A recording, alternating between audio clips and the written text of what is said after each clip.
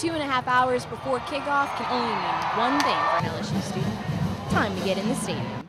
But for former LSU student Emily Dankert, getting in the University of Louisiana Lafayette game was harder than she planned. So I approached the student entrance with a ticket and a LSU ID, and I was told that I wasn't allowed to enter because the ID picture did not match my picture. Dankert says sharing IDs on game day is simply a part of the LSU tradition. I know that when I did attend LSU, a lot of my friends wouldn't attend the games, and so if one of my friends from Lafayette came up, I would let them use their ID, no problems whatsoever. Quick scanning Tiger cards before entering the stadium is part of a new university initiative to prevent identity theft.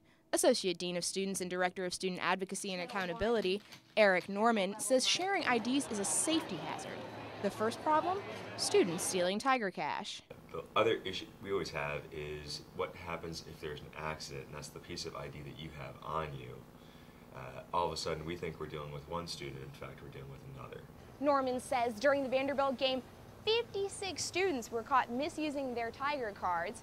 And during the UL game, another 35 cases were reported. But LSU sophomore Colin Plaisance says university policy is unclear and unfair. They're loading and saying, I'm sacrificing my time going to the game and to just let my friend go to the game.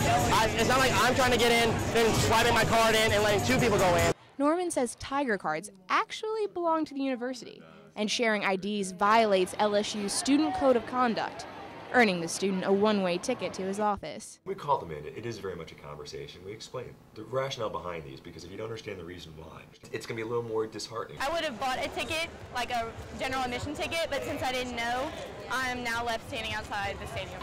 For Newsbreak, Kris Cusanza.